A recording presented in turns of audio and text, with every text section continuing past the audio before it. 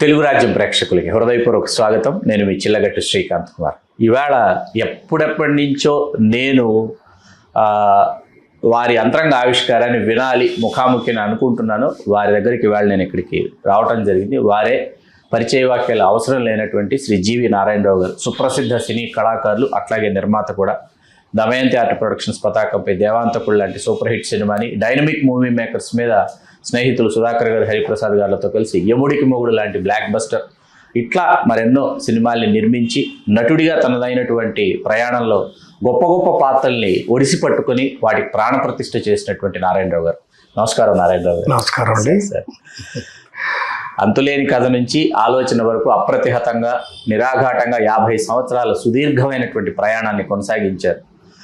అంతులేని కథలో ఇవాళకి మాకు గుర్తొచ్చే పాత్ర మీ పాత్ర. ఎందుకంటే తమిళంలో కమల్ హాసన్ గారు పోషించిన పాత్రకి బాలచంద్ర గారు తెలుగుకు వచ్చేటప్పటికి మిమ్మల్ని ఎంచుకోవడానికి గల కారణం ఏంటి సార్? అదేంటంటే, ముందుగా ఇన్నాళ్ళు మీరు అన్నట్టుగా సార్, నా సినీ కెరియర్ నడవడానికి కారణం ఆ భగవంతుడు, నేను నమ్ముకున్న కళ. ఎలాగైనా మంచి యాక్టర్ అవ్వాలని నేను రావడమే నా కృషితో వచ్చాను, పట్టుదలతో వచ్చాను. నిజం చెప్పాలంటే మా ఫాదర్కి ఇష్టం లేదు నా ఇండస్ట్రీకి రావడం. జీడి ప్రసాద్ గారికి ఇష్టం లేదు. జీడి ప్రసాద్ గారికి, ఆయన ఫిల్మ్ ఇండస్ట్రీ అయినా, సారథి స్టూడియోస్ మేనేజింగ్ డైరెక్టర్ అయినా, మామూలే ప్రతి యాక్టర్ చెప్పుకునేదంటే నేను డాక్టర్ అవుదాం అనుకున్నాను, యాక్టర్ అవుతాను అంటారు. కానీ నేను యాక్టర్ అవుదాం అనుకున్నాను, మా నాన్నేమో డాక్టర్ అవ్వాలని. ఇలా ఈ ఘర్షణలో నేనే జాగ్రత్త పడి, తొందరపడి మెడ్రాస్ వెళ్ళి నా స్వయం కృషి మీదే నేను పైకి వచ్చాను. అక్కడ వచ్చిన తర్వాత మీరు అడిగిన ప్రశ్నకు సమాధానం ఏంటంటే, బాలచంద్ర గారు sir, he's a great director. Not only A director, he's great person. ఆయనకి ప్రతి సినిమా కొత్తగా తీయాలని ఆలోచన. అలాగే ఈ అంతులేని కథ అనే సినిమా తమిళంలో అవళ్ ఒరు తొడర్ కథై, అంటే ఆమె ఒక సీరియల్ కథ. ఆ సినిమా తీసింది, రిలీజ్ చేశారు. Cinema super hit. అందులో కమల్ హాసన్ గారికి చాలా మంచి పేరు వచ్చింది. యాక్చువల్గా చెప్పాలంటే ఆయన సినిమాల్లో నటుడిగా బాగా పేరు వచ్చిన సినిమా అంతులేని కథే. అంతకుముందు ఒక సినిమా చేశారు, అరంగేట్రం అని. అందులో హీరోయిన్ తమ్ముడు పాత్ర చేశారు, ప్రమీల గారి తమ్ముడు పాత్ర. అయితే అంత మంచి పాత్ర, పైగా ఆయన అప్పుడు కొత్త ఆర్టిస్టే. యాక్చువల్గా ఆయనే పెట్టి తీసేయచ్చు, ఈజీ. కానీ బాలచంద్ర గారి దగ్గర ఉన్న గొప్ప విషయం ఏంటంటే, ప్రతి సినిమాలోనూ కొత్తదనాన్ని పరిచయం చేయడం. ఒకసారి చేసిన ఆర్టిస్ట్ మరోసారి చేస్తే అది ఇమిటేషన్గా ఉంటుందని ఈ క్యారెక్టరు మళ్ళీ కొత్త అబ్బాయిని వెతకడం స్టార్ట్ చేశారు. నా క్యారెక్టరే కాదు, అటు రజనీకాంత్ గారు చేసిన క్యారెక్టరు అని ఆల్మోస్ట్ ఆ సినిమానే ఎప్పుడు ఆయన సొంతంగా తీసినా కూడా అది మళ్ళీ కొత్తగా ఉండాలి, అప్పుడే ఆ ఫ్రెష్నెస్ ఉంటుంది అని చెప్పేసి ఆయన ఆలోచించేవారు. అలా ఆలోచించబట్టే తర్వాత ఆ సినిమాని తెలుగులో తీద్దామని నిర్ణయించుకున్నారు.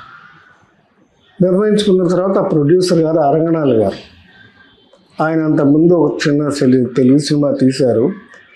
అది కూడా నవయుగా విడుదలే. అప్పుడు డిస్ట్రిబ్యూటర్ నవయుగా ఎన్నుకుని అప్పుడు అన్వేషణలో వెతికారు. అప్పుడే మేము ఇన్స్టిట్యూట్ నుంచి మా కోర్స్ ఫినిష్ అయింది. అయితే మా ఇన్స్టిట్యూట్కి వచ్చారు, ఆయన చూశారు. అప్పుడు ఫిలిం ఛాంబర్ వాళ్ళు ఒక బుక్ ప్రింట్ చేశారు. ఫస్ట్ టైం ఇన్స్టిట్యూట్ స్టూడెంట్స్ బయటకు రావడం. మొత్తం ఒక 40 మంది స్టూడెంట్స్ బయటకు వచ్చారు. South Indian film chamber of commerce, south Indian film chamber of commerce. అది స్థాపించిన వాళ్ళు చాలా పెద్ద ఇన్స్టిట్యూషన్. అది సినిమా ఇండస్ట్రీ అంతా అందులో భాగస్వాములు. అయితే పెద్ద పెద్ద డైరెక్టర్లు అప్పటికే ఇటు తెలుగులో చూస్తే బిఎన్ రెడ్డి గారు, కేవీ రెడ్డి గారు, కె బాలచంద్ర గారు తమిళ నుంచి, అలాగే విశ్వనాథ్ గారు. ఒక్కరని చెప్పడం కష్టం అండి, ఎందుకంటే టోటల్ ఫిల్మ్ ఇండస్ట్రీ ఇన్వాల్వ్ అయ్యి భాగస్వామ్యం. మన ఇన్స్టిట్యూట్ అనే ఇంట్రెస్ట్లో స్టార్ట్ చేసిన ఇన్స్టిట్యూట్. అది ఎందుకు స్టార్ట్ చేశారు? అప్పటికి స్టార్డమ్ ఎక్కువైపోయింది. కాదు, దీన్ని కొంచెం బ్రేక్ చేయాలి, అప్పుడే కొత్త సినిమాలు, మంచి సినిమాలు వస్తాయి. లేకపోతే ఏమైపోయింది, ఈ నిర్మాత దర్శకులు కూడా మోసకథలు వచ్చేసారు మొదలుపెట్టాయి. 60ల్లోనూ 50ల్లోనూ వచ్చిన అద్భుతమైన సినిమాలు ఆ తర్వాత 60 ఎండింగ్కి వచ్చేసరికి, అంటే రామారావు సినిమా అంటే ఇలాగే ఉండాలి, నాగేశ్వరరావు గారి సినిమా అంటే ఇలాగే ఉండాలి, కృష్ణ గారు ఫైటింగ్లే చేయాలి, ఇలా కొన్ని ముద్రలు వేసేసారు ఆర్టిస్టుల మీద. అందుకని మంచి క్యారెక్టర్స్ బయటికి రావడం మానేశాయి. ఆ టైంలో తీసిన సినిమానే ఈ అంతులేని కథ. మొదటి నుంచి కూడా బాలచంద్ర గారు పెద్ద స్టార్స్ ఎప్పుడు సినిమా తీయలేదు. ఆయన కథే హీరో, ఆయనే ఒక గొప్ప క్రియేటర్. ఆ కథకి కావాల్సిన కళాకారులనే సెలెక్ట్ చేసుకున్నారు. ఎందుకంటే ఆయనకందరూ చాలా మంచి మంచి హీరోలు ఉండేవారు. నాగేష్ గారితో కూడా కొన్ని సినిమాలు చేశారు. నాగేష్ గారి గురించి ఏం చెప్పాలి, వాళ్ళిద్దరు కాంబినేషన్. ఆడ నాటకాల దగ్గర నుంచి సినిమాల దాకా ప్రతి కథని కూడా ముందు ఒక నాటకంగా రాసి దాన్ని ప్రదర్శించి ఆ తర్వాత సక్సెస్ అయిన తర్వాత సినిమా తీసేవారు. మేజర్ చంద్రకాంత్ కానీ, నీర్ కుమిళి కానీ, అన్ని కుమిళ్ళు, మేజర్ చంద్రకాంత్, సుఖదుఖాలు. మేము తెలుగులో చెప్పాలంటే సుఖదుఖాలు, మేజర్ చంద్రకాంత్ సుఖదుఖాలు. అదే తెలుగులో చెప్తే కానీ తెలుగులో సుఖదుఖాలు. తర్వాత రాంబాబు, సంబరాల రాంబాబు చలంగారు చేసింది అక్కడ నాగేష్ గారు. సో ఇలా ఎన్నో, సత్యకాలపు సత్తయ్య, ఇలాంటి సినిమాలు వస్తున్నాయి అంటే కారణం ఏంటంటే అది ఫ్రెష్నెస్ వాళ్ళు కోరుకోరు. అంటే కొత్త వాళ్ళతో యాక్ట్ చేస్తుంటే ఆయన కూడా ఇన్వాల్వ్ అయిపోతారు, ఆయన ఎంజాయ్ చేస్తారు. ఏదో ఒక స్టార్ని పట్టుకుంటే ఇక వాళ్ళు చెప్పినట్టు చేయాల్సి వస్తుందని ఫీలింగ్. కానీ ఆయనకి ఆ అవసరం లేదు. ఏ ఆర్టిస్ట్ కూడా ఆయన దగ్గర డిమాండ్ చేసే ఛాన్స్ లేదు. అప్పటికైనా ఒక 50 సినిమాలు చేశారు. అసలు మొత్తం సౌత్ ఇండియన్ సినిమాలో మొట్టమొదటిసారి కటౌట్ పెట్టిన డైరెక్టర్ కె బాలచంద్ర. అద్భుతం. థియేటర్లో రిలీజ్ రోజున సినిమాకి పెద్ద కటౌట్. ఇప్పుడు మనం చిరంజీవి గారికి ఎంత పెడతామో అలాగే పెద్ద పెద్ద డైరెక్టర్ దాసరి నారాయణరావు గారికో ఇలాంటి వాటికి మనం పెట్టే కటౌట్స్ ఉన్నాయి చూడండి, అవి పెట్టేవారు. ఫస్ట్ టైం మేఘంలో పేరు వేసుకుంది కూడా ఆయనే, బాలచంద్ర గారు. అవన్నీ దాసరి నారాయణరావు గారు, బాలచంద్ర గారు అంటే ఎంతో ఇష్టం. అందుకే ఆయన నిరభ్యంతరంగా దాన్ని ఇమిటేట్ చేసేవారు. ఆయన అంటే చాలా ఇష్టం ఆయనకే కదా రాఘవేంద్ర గారికి, కానీ అందరికీ కూడా బాలచంద్ర గారు ఈజ్ ఏ చాలా ఆత్మీయుడు. ఒక ఆత్మీయుడు. మనం ఒక అన్నయ్యను, ఒక మనకంటే పెద్దవాళ్ళని ఒక ఐడియల్గా పెట్టుకుంటాం చూడండి, అలాంటి ఐడియల్గా చూసుకునేవారు వీళ్ళందరూ. అందుచేత నాకు ఆ ఛాన్స్ దొరికింది. ఇన్స్టిట్యూట్లో నుంచి మేము బయటికి రాగానే బాలచంద్ర గారు ఆ పుస్తకంలో కొన్ని ఫోటోలు చూసి మా ఇన్స్టిట్యూట్కి మళ్ళీ వచ్చి మమ్మల్ని అందరినీ పిలిపించి చూశారు. తర్వాత వాళ్ళ ఆఫీస్కి పిలిపించారు. ఆ వెళ్ళిన వాళ్ళల్లో నేను, రజనీకాంత్, ప్రదీప్ శక్తి, వేణు అని కన్నడం ఆర్టిస్ట్ ఒక ఆయన హీరో కూడా అయ్యారు తర్వాత. సో మా నలుగురిని పిలిపించారు. ఆయన పిలిపించి మాట్లాడారు మాతో. ఆయన అడిగారు, ఏమయ్యా అవలవుతారు కదా చూసారా అని. చూసాం సార్ అన్న. అప్పుడు సూపర్ హిట్ 100 days అయిపోయింది, ఆడుతుంది ఇంకా థియేటర్లో. చూసాం సార్ అన్నాడు. ఓహో అన్నారు. ఎన్నిసార్లు చూసారయ్యా అన్నాడు. నేను ఒకసారి చూసాను సార్ అన్నా. రజనీకాంత్ సార్ నేను 4 సార్లు చూశాను సార్ అన్నాడు. చూడలేదు ఇద్దరు అందరూ చూసింది ఒకసారి. అలాగా ఏదో సరదాగా చెప్తున్నాను ఈ విషయాలు. అలాగా మాకు వేషాలు కన్ఫామ్ చేశారు. అలా జరిగిపోయిందండి అది విషయం. అసలు కమల్ హాసన్ గారి పాత్రకు మిమ్మల్ని ఎంచుకోవడం అనేది ఇప్పటికీ చాలా అత్యంత ఆసక్తికరమైనటువంటి అంశం సార్. తెలుగులో మీకు కూడా తాళికట్టు శుభవేళ పాట వింటే మీరు తప్ప ఇవాళ తెలుగునాట సినిమా ప్రియులకి మరొకరు గుర్తురారు. ఇవాళకి ఆ పాట అది కూడా ఒక యాక్సిడెంట్ అండి. అది కూడా ఫస్ట్ బుక్ చేసుకుంది హీరో పాత్ర. ఓ ప్రసాద్ బాబు గారి పాత్రకి యాక్ట్ బుక్ చేసుకున్నారు. షూటింగ్లకి రోజు వెళ్ళేవడం పొద్దున్నే. మాకు ఆ రోజుల్లో ఏంటంటే కాల్ షూట్ అని కానీ షూటింగ్ ఉంటే వెళ్ళటం అనేది ఏముండదు. పొద్దున్నే 4 కారు వచ్చేసేది, అందరం వెళ్ళిపోవాలి. సాయంకాలం వరకు అందరూ షార్ట్ ఉన్నా లేకపోయినా స్టూడియోలోనే ఉండాలి, అబ్జర్వ్ చేయాలి. అది మేము ఎంజాయ్ చేసేవాళ్ళం, ఎందుకంటే మా ఫస్ట్ ఎక్స్పీరియన్స్ అందరికీ. జరుగుతూ ఉంది, షూటింగ్ జరుగుతూ ఉంది. ఒకరోజు వచ్చేసరికి నా పాత్ర ఇంకా ఎంటర్ కాలేదు. ఆ రోజున సెట్ మొత్తం అది కీల్పాక్లో న్యూటౌన్ స్టూడియో అని ఒక స్టూడియో ఉండేది. ఆ స్టూడియోలో సెట్ వేశారు. ఆ ఇల్లు జయప్రద గారి ఇల్లు. అయితే ఆ పాత్ర వేయాల్సిన వేణు అనే అబ్బాయి చెప్పాను, కన్నడలో హీరో. బట్ కన్నడలో చాలా పెద్ద యూనియన్ లీడర్ అయిపోయాడు, సినీ ఇండస్ట్రీకి పెద్ద లీడర్ అయిపోయాడు. ఆ కుర్రాడు వేయాల్సింది. సరే రావాలి కుర్రాడు, సెట్లో అంతా రెడీగా ఉన్నాం. బెంగళూరు నుంచి వచ్చాడు పాప మా అబ్బాయి.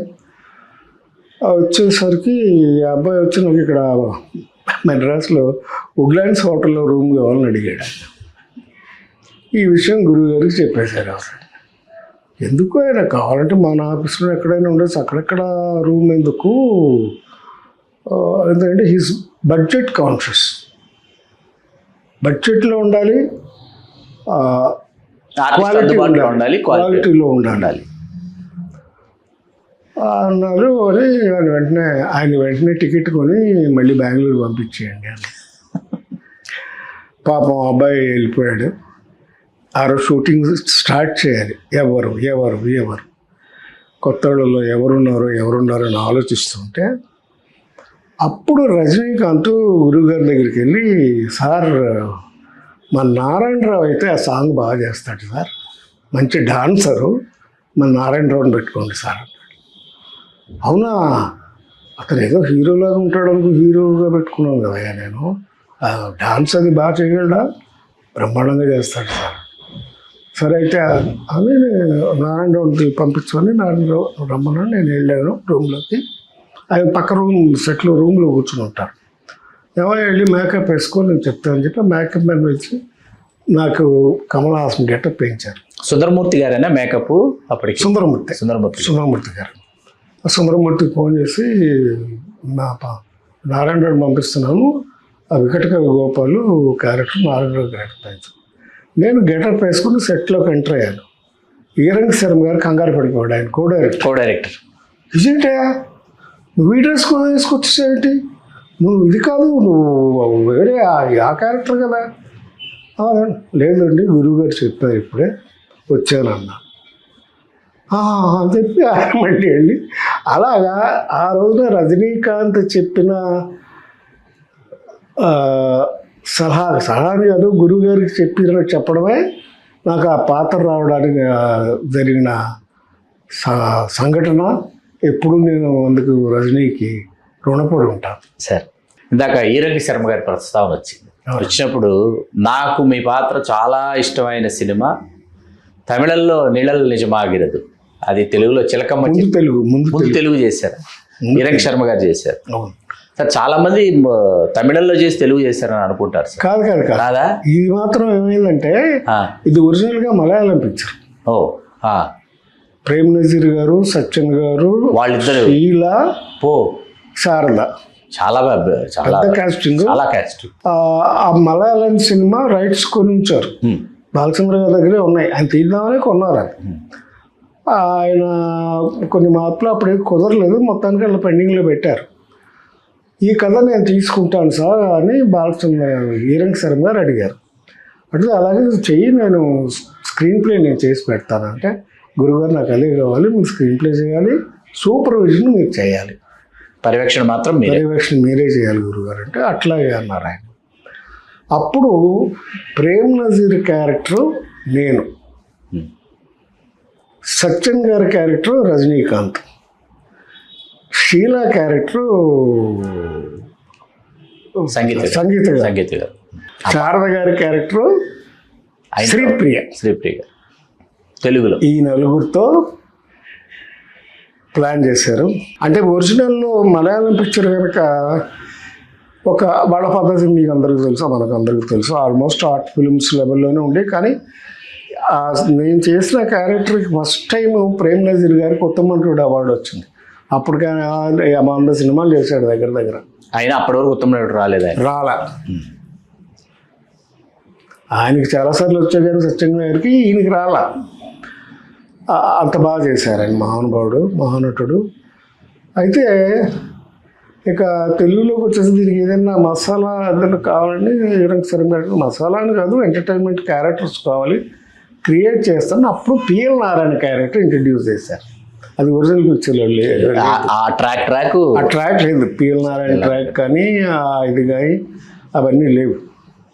అది కూడా ఇంట్రడ్యూస్ చేసి ఈయన స్క్రీన్ ప్లే మళ్ళీ కొంచెం మార్పులు చేసి బాలచంద్ర గారి పర్యవేక్షణలోనే ఆ సినిమా షూటింగ్ జరిగింది. ఆయన పాలకొల్లు షూటింగ్ కూడా వచ్చారు బాలచంద్ర గారు. గణేష్ పాత్రరావు గారి సంభాషణలు ఆయన కూడా ఒక చిరు పాత్ర ధరించారు. రజనీకాంత్ గారి కాంబినేషన్లో పాత్రలో కూడా ఉన్నారు ఆయన, ఇంజనీర్గా. గణేష్ పాత్ర గారు, ఓకే అవును, గణేష్ పాత్ర గారు డైలాగ్స్. హీరంగ్ శర్మ గారికి ఎప్పటికీ గణేష్ పాత్ర తెలుసు, ఆల్మోస్ట్ అదే అనుకుంటారు ఆయన మెయిన్ పిక్చర్. అయితే ఇక అలా షూటింగ్ స్టార్ట్ అయింది. మేము పాలకొల్లులో 3 షెడ్యూల్స్ వేసి 3 షెడ్యూల్స్లో షూటింగ్ చేసాం. 15 రోజులు, 45 రోజులు. చెప్పాను మాకు ఆ పద్ధతితో ఏంటంటే, ఆ రోజు స్టార్ షూట్ ఉండడం వెళ్ళటం కుదరదు. 15 రోజులు ఇచ్చేయాలి మొత్తం, అందరం అక్కడే ఉండాలి. సో అట్లా 15 రోజులు పాలకొల్లో ఉండేవాళ్ళం, షూటింగ్ చేసాం. సినిమా అది కూడా చాలా మంచి విజయం అయింది. అంతులేని కథ తర్వాత నాకు పెద్ద హిట్ అయిన సినిమా చిలకమ్మ చెప్పింది. అసలు పాత్ర అద్భుతంగా వర్కౌట్ అయింది. మొత్తం సినిమా రష్ చూసిన తర్వాత బాలచంద్ర గారు నాకు ఫోన్ చేశారు. ఆయన నాకు ఫోన్ చేయడం అంటేనే పెద్ద ఆశ్చర్యం. అవార్డు వచ్చినట్టు, నారాయణరావు చాలా చక్కగా చేసావు అయ్యా క్యారెక్టరు, అసలు అంత మంచి క్యారెక్టర్ ప్రేమ్ నజీర్ చేసింది ఎవరికి ఇద్దామో నేను ఆలోచించాను. అందుకే నువ్వు సంపూర్ణమైన న్యాయం చేసావు. అది నిజంగా నేను గెలుచుకున్న మొట్టమొదటి అవార్డు. ఆ డైలాగ్ ఉంటుంది సార్, బాబు కత్తండి, ఆ డైలాగ్ అది ఒకసారి వినాలని సార్. మల్లమ్మని ఏమన్నా అన్నారంటే కసక్కని దిగిపోతాయి. అద్భుతమైన పేరు. మొన్న కూడా ఏదో సందర్భం వస్తే నాగార్జున గారు అంటున్నారు, సార్ నాకు ఈ సినిమాల్లో అది చాలా ఇష్టం సార్. అసలు నాగార్జున గారు చాలామందికి, ఎందుకంటే చాలామంది నన్ను అభిమానించిన సినిమా, ప్లస్ నాకు చాలా అవార్డ్స్ వచ్చాయి. సమాంతర సినిమాల్లో అక్కడి నుంచి మీరు సమాంతర సినిమాల్లో కనిపిస్తారు. తెలుగు సినిమాల్లో మిమ్మల్ని ఎంచుకోవడం మొదలు పెట్టారు దర్శకులు. కావునండి, అప్పటికి ఏమైందంటే నేను బేసికల్గానే కొంచెం ఇన్స్టిట్యూట్లో చదువుకోవడం వల్ల కొంచెం ఓవర్ ఇంట్రెస్ట్ ఉండేవాళ్ళు సిస్టమ్ మీద, యాక్టింగ్ మీద. దేవదాస్ గారు నేర్చుకోవడంలో కూడా నాకు కమర్షియల్ సినిమాలు ఇచ్చినప్పుడు చూస్తూనే ఉన్నాను. నేను డిస్ట్రిబ్యూటర్ని, సినిమాలు అన్నీ చూస్తున్నాను. నేను నాటకాల నుంచి రావడం వల్ల కొంచెం టేస్ట్ఫుల్ క్యారెక్టర్, అది మంచి క్యారెక్టర్స్ చేయాలి అనే ఒక ఇంట్రెస్ట్ ఉండేది. మీరు నమ్మినా నమ్మకపోయిన సంవత్సరంలో 3 సినిమాలు వస్తే నేను ఒకటే సెలెక్ట్ చేసుకునేవాడిని.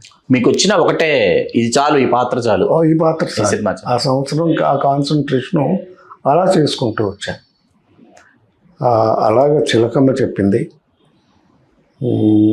మిగతాయి ఆ రోజులు అంటే కొన్ని హిట్లు వచ్చేసి అప్పటికి కమర్షియల్ హిట్స్.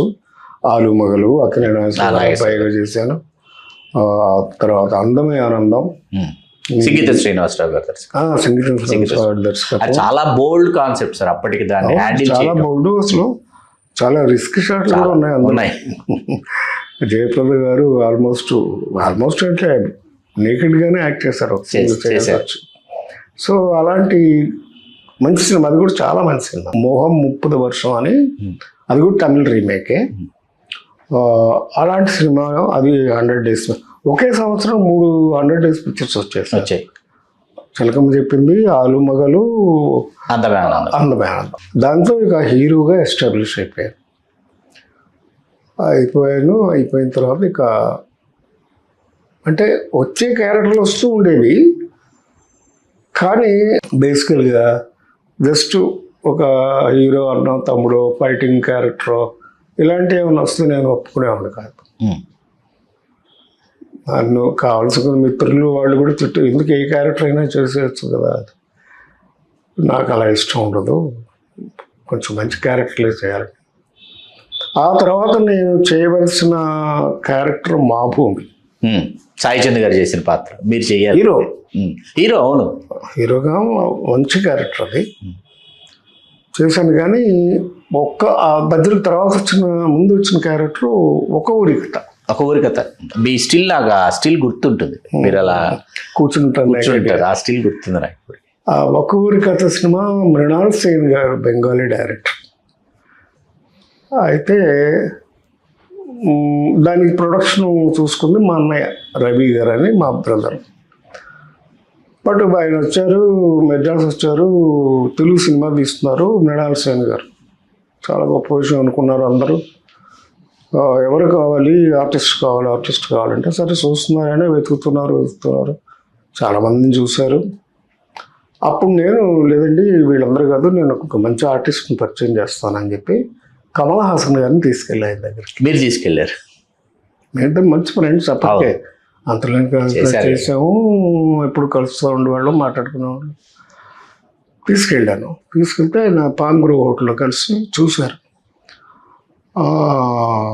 బాగున్నావు బాబు అని చెప్పి కాసేపు మాట్లాడేది. ఆయనకి చాలా ఇష్టం ఆయన అంటే, కమల్ హాసన్ కూడా ఇండియన్ సినిమాలోనే మంచి సినిమాలు అంటే చాలా స్టాండింగ్ ఉంది, చాలా ఇష్టం కూడా. బాబు నేను తర్వాత చూసి కబురు చెప్తాలే అన్నాడు. బయటకు వచ్చిన తర్వాత కమల్ అన్నాడు, నేను సారీ మరి ఏంటో ఆయన సరిగ్గా చెప్పలేదు కదా. పర్లేదయ్యా, ఆయన చూడటమే అదృష్టం మనకి, ఆయన చూడడం దొరకడానికి ఉంది, ఇట్స్ ఓకే అన్నాడు.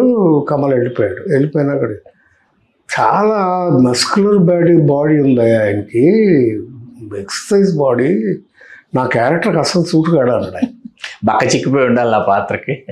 ఏంటి సార్ ఏం కావాలి, అతను చాలా గ్లామరస్ ఉంటాడు, అందగాడు, నాకు తెలియదుగా, తెలియదు అంటే అసలు ఏం కావాలంటే అట్లా కదయ్యా, నా క్యారెక్టర్ ఏంటంటే ఇట్లా కూలివాడు కదా, అది బక్క చిక్కు ఉండాలి, ఆయనలాగా అంటావు అంత మంచి పర్సనాలిటీ ఉంటే ఎట్లా సూట్ అవుతాడు. టక్కన ఆయన ఎందుకో ఫ్లాష్ అయింది. అవునా ఆయన ఒకసారి చొక్కా తీసి చూపించు అన్నాడు. ఏంటి అంటున్నాడు, సరే కామన్ అది, ఎవరైనా చొక్కా తీసి చూపించు. నీ రిబ్స్ నాకు కనపడాలయ్యా, ఈ పక్క ఎముకలు ఉంటాయి, ఈ కనపడాలి నాకు, ఏం చేస్తావు అన్నాడు. ఏం చేయమంటారో చెప్పండి, నేను ఒక 1 monthలో మీకు అలా కనిపిస్తాను. సరే నాకు కావాలి, 1 month తర్వాత షూటింగ్ అన్నాడు. సరే నేను వెంటనే బెంగళూరు వెళ్ళిపోయాను. అక్కడ జిందాల్ అని ఒక నేచర్ క్యూర్ హాస్పిటల్ ఉంటుంది, దాంట్లో చేరిపోయి 30 రోజులు ఉపవాసం ఉన్నాను సార్. 30 రోజులు ఉపవాసం, కటిక ఉపవాసం. నిమ్మకాయ నీళ్ళే, 3 పూట్ల 3 గ్లాసులు నిమ్మకాయ రసం.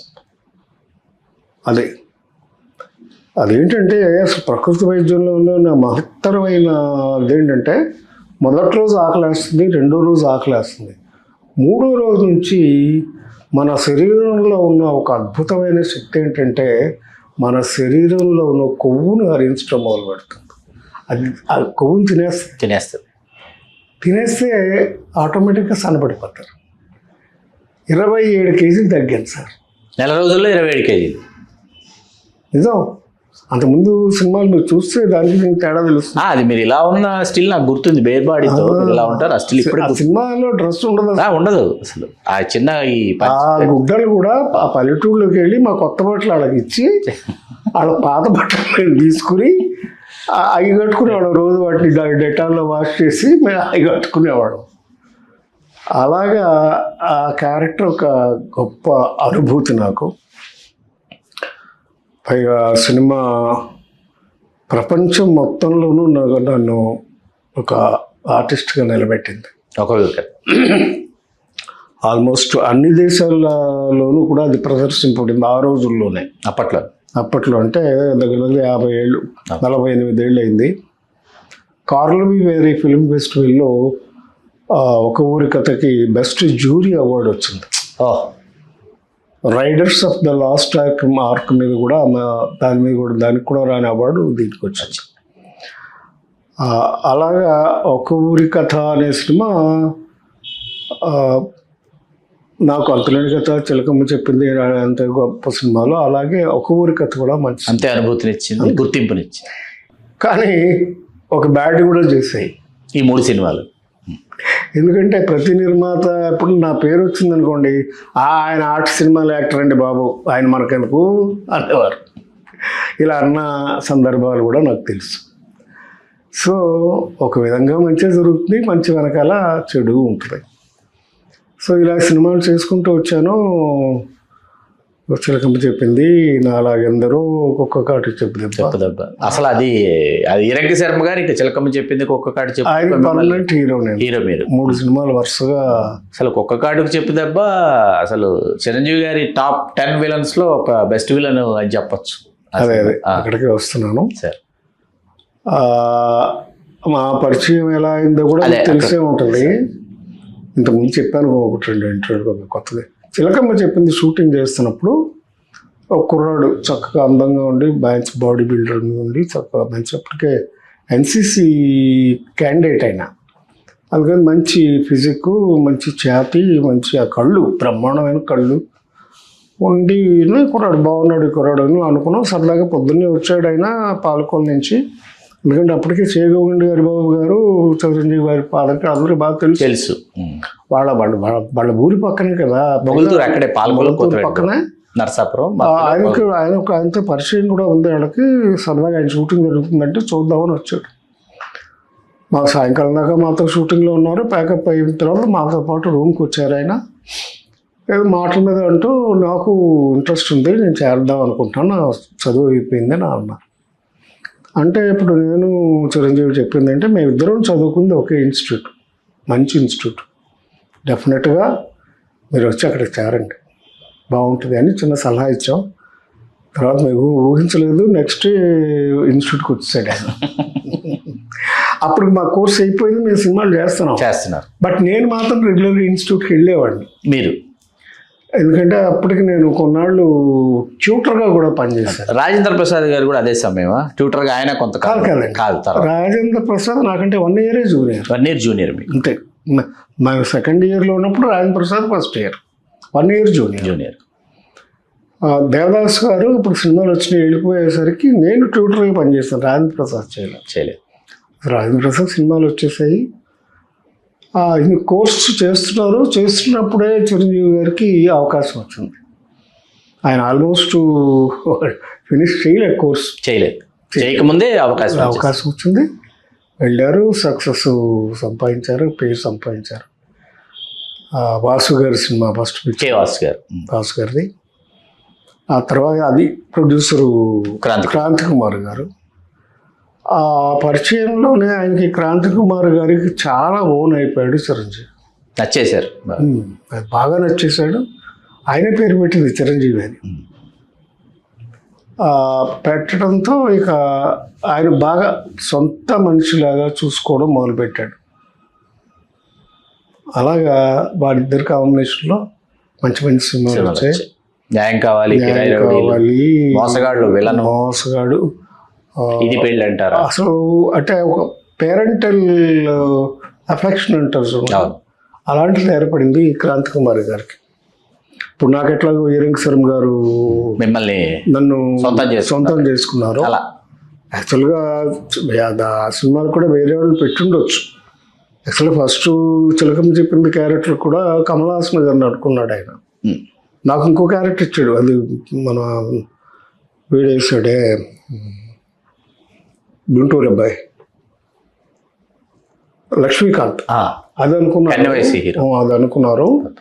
కమల్ని అడిగారు వెళ్ళి, కమల్ అప్పుడు ఏదో కంటిన్యూటీ ఉందో ఏదో ప్రాబ్లం ఉందో మీసం తీయను అన్నాడు. మీసం తీయకపోతే ఈ క్యారెక్టర్కి బాగోదని ఎరంగసర్ గారు ఇన్నోసెంట్ ఫేస్ లాగా అనిపించదని బాలచంద్ర గారు, సంగం శర్మ గారు నారాయణరావుతో వేయించండి బాగా చేస్తాడు అనుకుని అలా వచ్చింది నాకు ఆ క్యారెక్టర్. సో ఏదైనా మనం అనుకున్నా అనుకోకపోయినా మనకు ప్రాప్తం రోజు వస్తుంది. అంతేగాని మనం వాటి కోసం వెళ్ళటం పరిగెత్తడం అది నాకు అవసరం రాలేదు. నా సొంత వాళ్ళని కూడా నేను ఎప్పుడు ఏనాడు అడగలేదు. మంచుపల్లకి సార్, మంచుపల్లకిలో 5 మంచుపల్లకి అద్భుతమైన క్యారెక్టర్. అది మీది చిరంజీవి గారిదే గుర్తుండిపోయే పాత్రలు. అందులో కూడా నా పాత్ర నాది కాదు మళ్ళీ. ఆయన వంశీ గారు నేను మిమిక్రీ బాగా చేస్తానని ఆ మిమిక్రీ క్యారెక్టర్ నన్ను వచ్చారు అడిగారు. ఆ జయమని రాజేంద్ర ప్రసాద్ చేసింది. అదే నేను అన్నాను, లేదు సార్ నేను మొన్న కదా అంతులేని కథలో చేసే పాత్ర మళ్ళీ నేను చేయడం నాకు ఇష్టం లేదండి. ఒక పని చేయండి, ఆ వాసు క్యారెక్టర్ నాకేమండి, మా స్టూడెంట్ మంచోడు ఉన్నాడు రాజేంద్ర ప్రసాద్ అని ఫస్ట్ క్లాస్ చేస్తాడు, ఆ అబ్బాయిని పెట్టండి, ఆ అబ్బాయిని పెట్టారు. అలా రాజేంద్ర ప్రసాద్ గారు వచ్చారు ఇందులోకి, అలా రాజాకి వచ్చింది. సో ఒకరికొకరు కూడా అలా మాట సాయం చేసుకునేవాళ్ళం రోజున.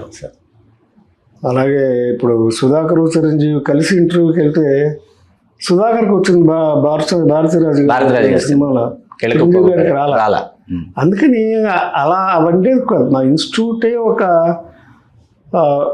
గొప్ప ఫ్రెండ్షిప్ నిలయంలాగా అనిపించేస్తారు. ఎవరో 2 ఏళ్ళు అక్కడ ఉన్నా కూడా 40 మంది ఉన్నా కూడా అమ్మాయిలు ఉన్నా కూడా ఎవరికి గొడవలేని కానీ ఏమీ ఉండేవి కదా. అంత ఆరోగ్యకరంగా ఉండేది.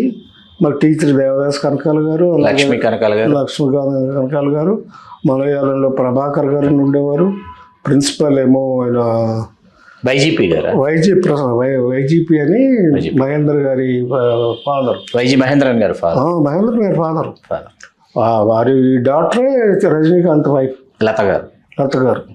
సో ఇంత మంచి అట్మాస్ఫియర్లో మేము ఆ 2 ఏళ్ళు గడపడం మా అదృష్టం సార్.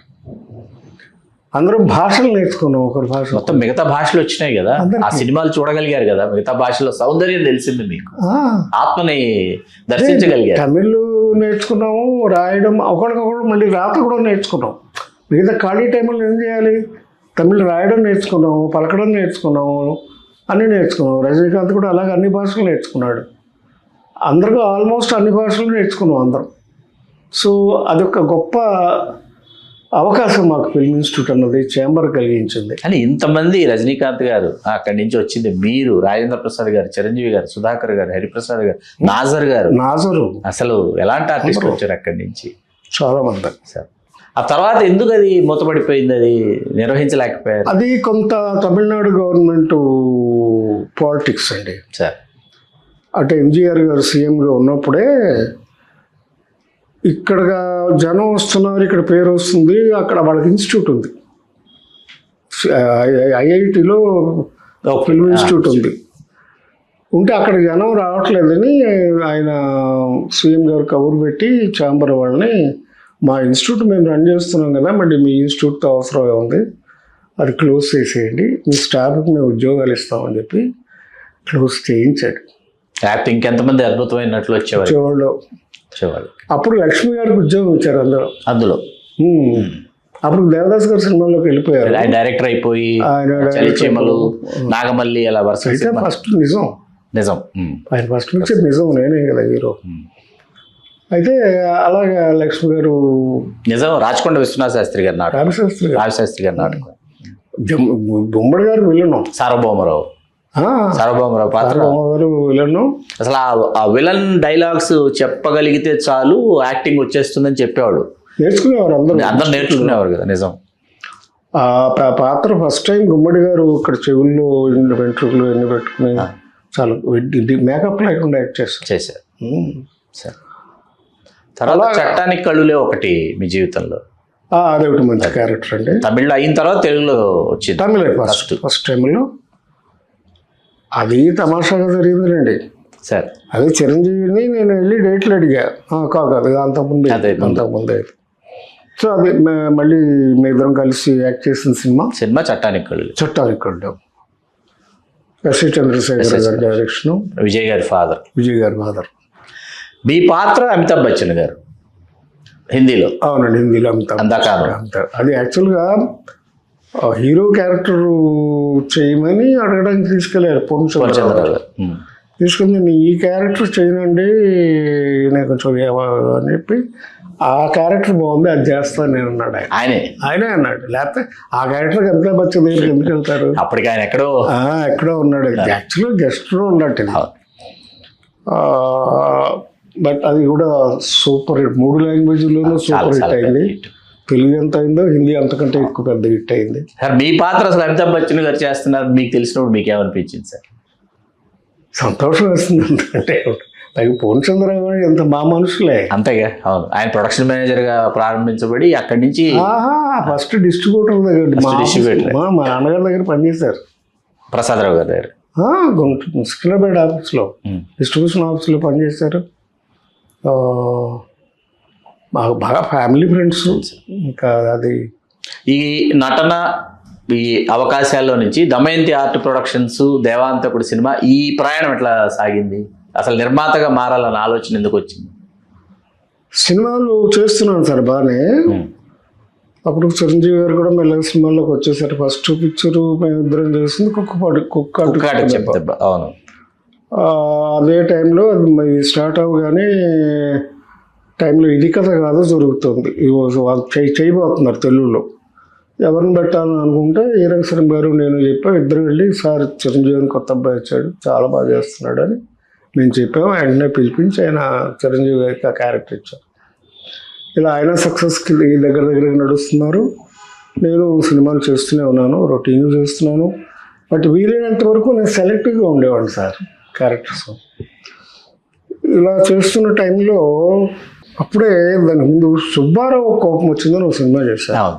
వేజేళ్ళ సత్యనారాయణ గారు, ధవళ సత్యం గారు, డూండి గారు ప్రొడ్యూసర్, డూండేశ్వరరావు గారు. ఆయన ఒక కథ రాసుకుని నారాయణరావు నువ్వైతే బాగుంటుంది సినిమా నువ్వు చేయమన్నారు. అట్లాగే ప్రొడక్షన్ కూడా నీకే అప్పచెప్తాను నువ్వే చూసుకో అన్నాడు ఆయన. సరే నేను అప్పుడు ధవళ సత్యాన్ని నేను ఎన్నుకున్నాను.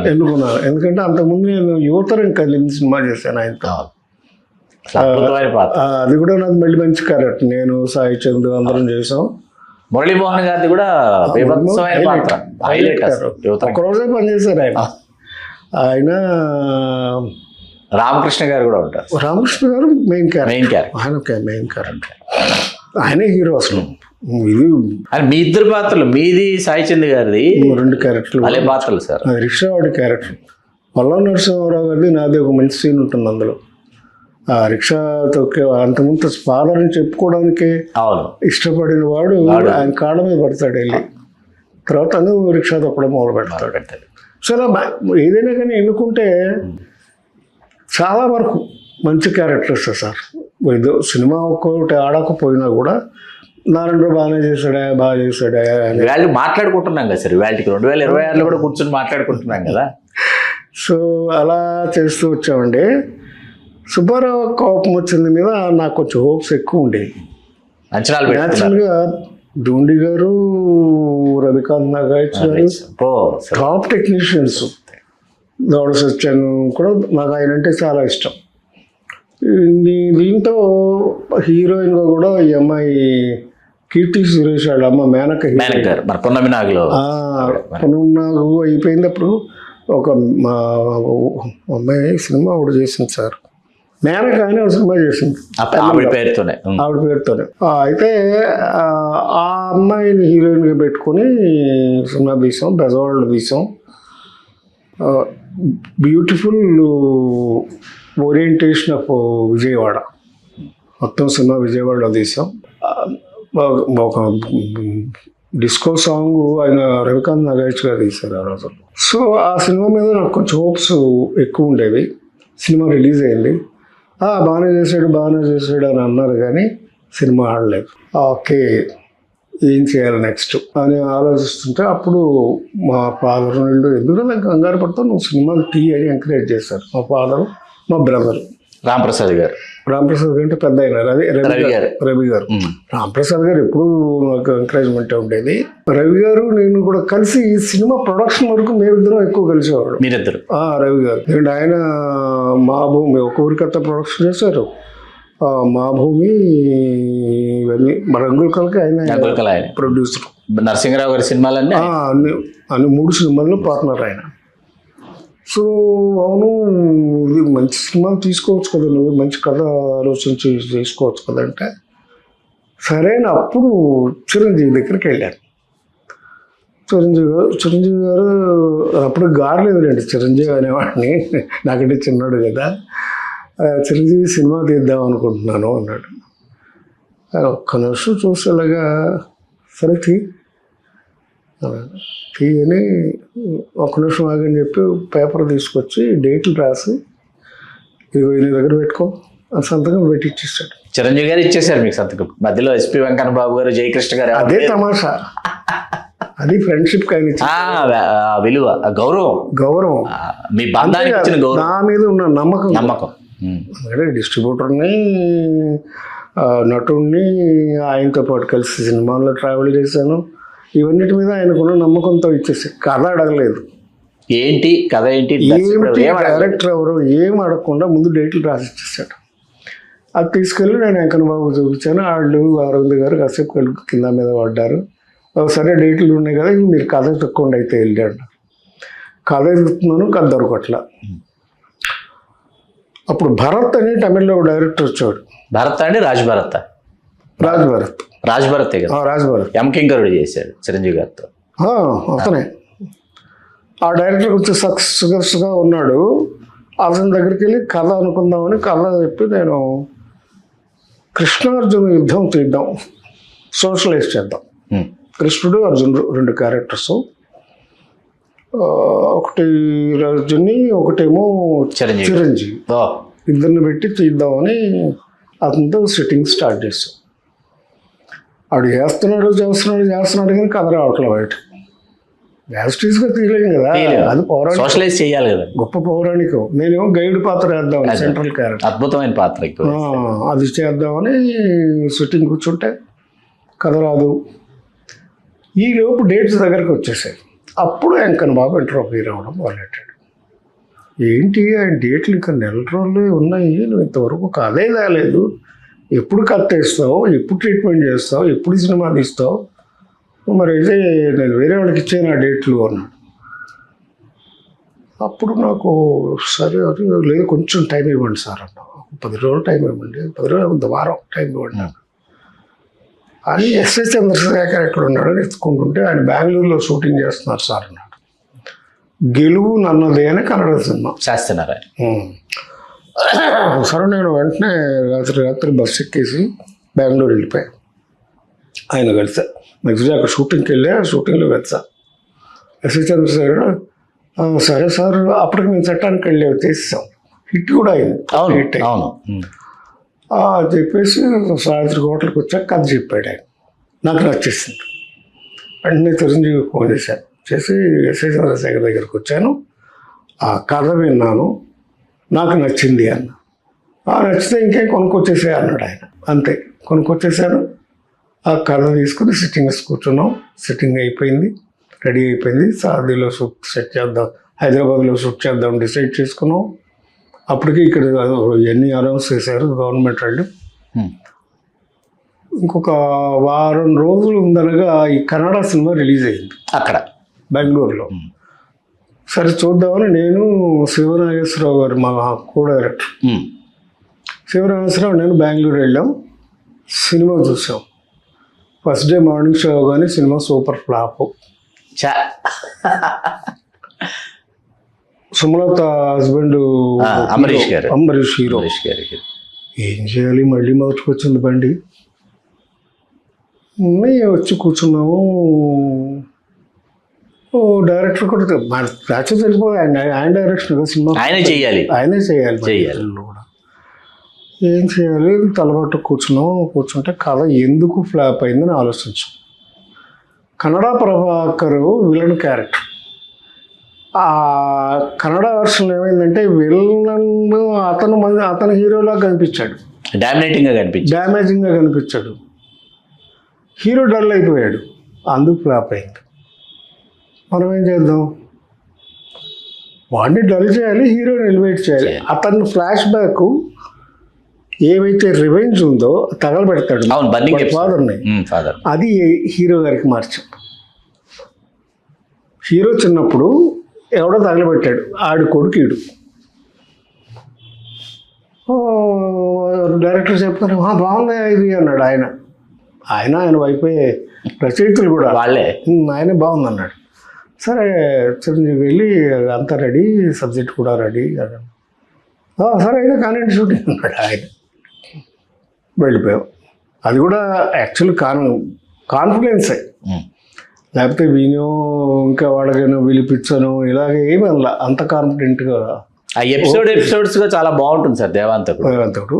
కథ బాగుంటుంది కదా, ఎందుకంటే విజయశాంతి గారిని కిడ్నాప్ చేసి తీసుకెళ్లి అది బాగానే ఉంటుంది. అసలు ఆ మర్డర్ దగ్గర చిరంజీవి అన్యాయంగా ఇరుక్కుపోవడం అనేది అది సింపతి కూడా వస్తుంది. మదరు సిస్టర్ చిరంజీవి గారు ఆ సీన్స్ అన్ని చాలా బాగుంటాయి. స్టోరీ అది మీకు గుర్తు చేస్తాను ఒక విషయం. మీకు అప్పట్లో వీడియో క్యాసెట్స్ కల్చర్, అప్పుడు VHS culture, video cassettes, VHS cassettes, video పార్లర్లు ఉండేవి. అవును, పార్లర్లో సినిమా థియేటర్ లాగా మధ్యాహ్నం సినిమా, సాయంత్రం సినిమా, రాత్రి సినిమా దేవాంతకుడే అనమాట. అలా ఆడింది దేవాంతకుడు. బయట పలక పెట్టుండేవారు బోర్డు వీడియో పార్లర్స్. ఇలా కూర్చుని వీడియో పార్లర్ 10 మంది టికెట్లు అనమాట. ఇనప కుర్చీ లేసి రిలీజ్ ముందే బయటకు వచ్చింది వీడియో బయటకు వచ్చింది. అయినా సినిమాకి ఎఫెక్ట్ అవ్వాలి. సినిమా సూపర్ హిట్ అయ్యి 100 days ఆడింది. ఇంకో విషయం ఏంటంటే ఇక్కడ చెప్పాల్సింది, ఖైదీ పెద్ద హిట్. అది దేవాంతకుడి అయితే ముందు రిలీజ్ అయింది, మహత్తరమైన హిట్. దాని గురించి ఒక కొండకి ఇచ్చేసింది. కానీ కమర్షియల్గా చూస్తే మా సినిమా రిలీజ్ అయినప్పుడే ఈ స్లాబ్ సిస్టమ్ అనేది రిలీజ్ అయింది. రామారావు గారు ప్రభుత్వం జీవో పాస్ చేసినప్పుడు. సో దాని అడ్వాంటేజ్ అంతా దేవాంతకుడికి వచ్చింది. ఖైదీ కలెక్షన్ల కంటే కూడా దేవాంతుడి కలెక్షన్లు ఎక్కువ. చాలా మందికి తెలియదు సార్ ఈ విషయం. తెలియదు, ఎందుకంటే డిస్ట్రిబ్యూషన్ వాళ్ళకి తప్ప అది పబ్లిసిటీ చేసే విషయం కాదు కదా. అందుకని ఎప్పుడు చెప్పలేదు. అంటే ఇప్పుడు చాలా కాలం అయిపోయింది కనుక ఇప్పుడు గుర్తు చేసుకుంటున్నాం. అది ఆ శతదినోత్సవ వేడుకలు గుర్తున్నాయి మీకు? అయ్యో బ్రహ్మాండంగా సంధ్యా థియేటర్లో అద్భుతంగా చేసాం. అందరూ వచ్చారు, చాలా బాగా జరిగింది. దుక్కుపేట బసవరావు గారు చీఫ్ గెస్ట్గా చేశారు. అద్భుతంగా ఆడింది సినిమా. అది చాప కింద నీరులాగా పబ్లిక్లోకి వెళ్ళింది సినిమా. అందులో సాంగ్స్ కూడా 2 సాంగ్స్, ఒకటి అన్నా చెల్లెలు సాంగ్ సూపర్, చాలా పెద్ద హిట్. చెల్లెమ్మకు పెళ్ళి గోపి గారు రాశారు, గోపి గారు. అద్భుతమైన పాట, చాలా గొప్ప రచయిత సార్. తక్కువ కాలం జీవించిన, తక్కువ పాటలు రాసిన గొప్ప పాటలు, మంచి పాటలు, సెంటిమెంట్ రాశారు. అలాగే రాఘవులు గారు, జీవి రాఘవ్ గారు మ్యూజిక్ బ్రహ్మాండంగా చేశారు. చిరంజీవి గారు he looked so young and energetic. కాకపోతే కొన్నాళ్ళు చాలా ఇబ్బంది పడ్డారు ఆయనకి. అప్పుడు సంఘర్షణ షూటింగ్ జరుగుతుంటే కాలు ఒకటి చిన్నదే, ఎన్నో ఫైట్లు చేసాడు కానీ ఒక చిన్న స్టెప్ వేస్తే ఏదో మోకాల మీద అలా కూర్చుంటే ఈ టైర్ అయిపోయింది మోకాలు లోపల సిక్ అయిపోయారు ఆయన. షూటింగ్ అయిపోయింది. ఆయన గెస్ట్గా వచ్చారు, ఒక్కరోజు బ్యాలెన్స్ ఉందని సంఘర్షణ సినిమా. ఆయన మురళీమోహన్ రావు గారు ఫస్ట్ ఫిల్మ్ సంఘర్షణ, రామానాయుడు గారి ప్రొడక్షన్. అయితే ఇక 3 నెలలు షూటింగ్ ఆపేసాం. ఆయన లండన్ వెళ్ళి ఆపరేషన్ చేయించుకొచ్చారు. ఆ ఒక్క ఎపిసోడ్లోనే కొంచెం అట్లా లింక్ చేస్తున్నట్టు కనపడతారు. బట్ హైలైట్ ఆయన పర్ఫార్మెన్స్ కానీ ఇది. వెంటనే ఎందుకు నిర్మాతగా మీరు మలుపు తీసుకోలేదు సార్? గ్యాపులుగా కనిపిస్తుంది. సొంత డిస్ట్రిబ్యూషన్ ఉండి వెంటనే సినిమాలు తీసేద్దాం, నిర్మాతగా పూర్తి స్థాయిలో అవతరిద్దామని ఎందుకు అనిపించలేదు? అదే దానికి ఏంటంటే ఒకటి నేను స్టిక్ అయిపోయింది చిరంజీవి గారికి. మళ్ళీ ఆయనతోనే చేయాలి అనేది ఆయన పాప ఎప్పుడు ఇస్తే అప్పుడు చేద్దాంలే అని ఆగిపోవడం జరిగింది. అలా 88 దాకా నెట్టుకుంటూ వచ్చారు.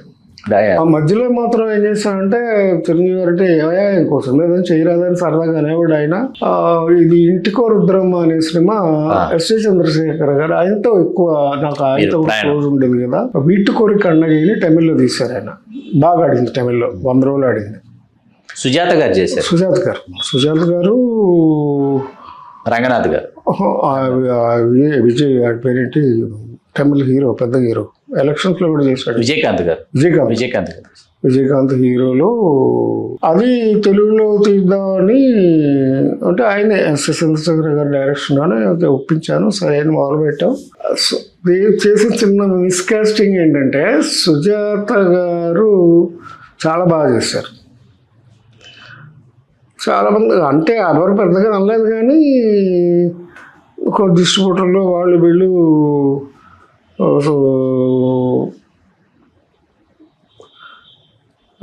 అబ్జెక్ట్ చేసి వేరే వాళ్ళు ఎవరైనా చూడరాదా అని. కాదండి ఆవిడ చాలా బాగా చేస్తారు, బాగుంటుంది అని చెప్పి నేను ఆవిడనే పెట్టి తీసే సినిమా.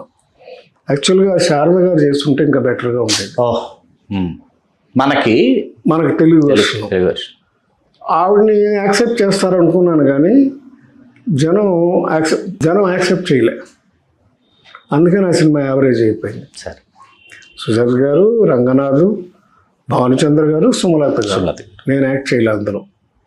ప్రొడక్షన్ అది పసివాడి ప్రాణం తెలుగులోకి మీరు మలయాళం నుంచి రైట్స్ కొనుక్కొస్తే అది గీతా ఆర్ట్స్లో సినిమాగా రూపాంతరం చెందింది సార్. అది ఎట్లా జరిగింది? ఏం లేదండి, సింపుల్. అప్పటికే చిరంజీవి గారి కథల్లో ఇంటర్వ్యూ అవ్వడం నేను స్టార్ట్ అయింది. చిరంజీవి గారు నన్ను నారాయణ నువ్వు చూడు అని ఆయనకి వీలు ఉన్నప్పుడల్లా నన్ను పిలిచేవారు. నేను ఎక్కువసేపు గీతా ఆర్ట్స్లోనే టైం స్పెండ్ చేసేవాడిని. అయితే ఈ సినిమా పూవిళి వాసనలే అని తమిళ్లో రిలీజ్ అయింది ఫస్ట్. సత్యరాజు గారు చేశారు ఆ క్యారెక్టర్. దానికి ఒరిజినల్ కూడా ఇంగ్లీష్ పిక్చర్ ఉంది ఒకటి, ఐ విట్నెస్ అని. అది ఎప్పుడో నేను ఫిల్మ్ ఫెస్టివల్లో చూసిన సినిమా. నాకు అది కనెక్ట్ అయింది, బాగుంది ఇది, ఎవరో భలే చేశారు, దీనికి బాగా తయారు చేశారని. ఎవరు అంటే ఇట్లా ఫాజిల్ అని మలయాళం డైరెక్టర్, ఆయన తీశారు ఈ సినిమాను. సరే అని నేను అరవింద్ గారితో అన్నా, ఇట్లా ఫాజిల్ అని ఒక ఆయన తీశాడంటే ఈ సినిమా చాలా బాగుంది అనిపించింది నాకు అన్నా. అప్పుడు ఆయన ప్రొడక్షన్లో బిజీగా ఉన్నారు, చక్రవర్తి షూటింగ్ చేస్తున్నారు డాక్టర్ గారికి. సరే సార్ నేను వెళ్ళి చూసి వస్తాను, పట్టుకొస్తానని చెప్పేసి నేను వెళ్ళి అక్కడ ₹1,00,000 తీసుకెళ్ళి రైట్స్ కొని అక్కడ నుండి ఎలపీలో ఉన్నారు ఆయన. వారి ఇంట్లో ఉండి ఇంటికి వెళ్ళి ఆయనతో మాట్లాడి రైట్స్ కొనుక్కొని వచ్చేసిన తర్వాత చిరంజీవి గారికి చూపించాం సినిమా, థియేటర్లకు తీసుకెళ్ళి చూపించాం. అనుకున్నా ఏమున్నారండి రావు, పాటలు లేవు, సేల్స్ ఇంక్రిమెంట్ అనుకో, కానీ నాకేమో పెద్దగా అనిపించట్లేదు ఈ సినిమా చూస్తే చేయాలని. అరవింద్ గారు కూడా కొంచెం నిరుత్సాహంగానే మాట్లాడారు. ఈలోపు ఏం చేశాడు మా హరిప్రసాదే, మా ఫ్రెండే, వాడెళ్ళి ఆ డబ్బింగ్ రైట్స్ కొనేసాడు ఆ సినిమాకి. డబ్బింగ్ రైట్స్ కొన్నారు.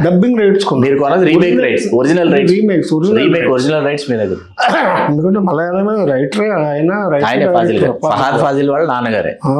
అయితే వీళ్ళు బాంబేలో షూటింగ్ చేస్తున్నారు, చక్రవర్తికి సాంగ్స్ బాంబే వెళ్ళారు. వెళ్తే నాకు ఒక కబురు వచ్చింది, ఇట్లా షూటింగ్ స్టార్ట్ చేశారు సార్. ఏంటంటే కృష్ణరాజు గారు హీరోగా, కోదండరామరెడ్డి గారు డైరెక్టర్గా వాహిని స్టూడియోలో క్లాప్ కొట్టి బిగిన్ చేశారు. నేను వెంటనే అరవింద్ గారికి కొంచెం, ఈయన బాంబేలో ఉన్నాడు, ఏమంటే ఇదేంటంటే నేను రైట్స్ కొనుక్కొస్తే వాళ్ళెవరు సినిమా మొదలు పెట్టడం ఏంటి, నేను చెప్తున్నాను కదా ఈ మంచి సినిమా ఇది అని నేను అడ్డం పెడితే, సరేలే తీసుకొని వాళ్ళు ఏదో చేసుకుంటున్నారు కదా, కృష్ణరాజు గారే కదా చేయనిలే, ఆయనకు ఒప్పుతుంటున్నారు, సాంగ్స్ లేకుండా ఏం లేకుండా ఆయనకి సరిపోతుంది. చిత్రాజు సాంగ్ అక్కర్లేదు, హిందీలో సాంగ్స్ లేవు, అదే తమిళ్లో సాంగ్స్ లేవు అన్నారు.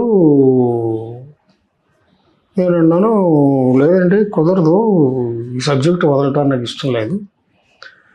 నేను ఒకటే చెప్పాను అంటే చిరంజీవి గారికి చిల్డ్రన్స్ ఫార్ములా చాలా ఎక్కువ ఉంది ఆడ ఫాలోయింగ్. సో ఇవాళ పిల్లలందరూ కూడా చిరంజీవి గారి సినిమా అంటే ఎరగబడి చూస్తున్నారు. ఇది ఒక చైల్డ్ని కాపాడే సినిమా కథ. ఇది చిరంజీవి గారితో చేస్తే సూపర్ హిట్ అవుద్ది, నేను ఈ కథను వదిలిపెట్టను అన్న.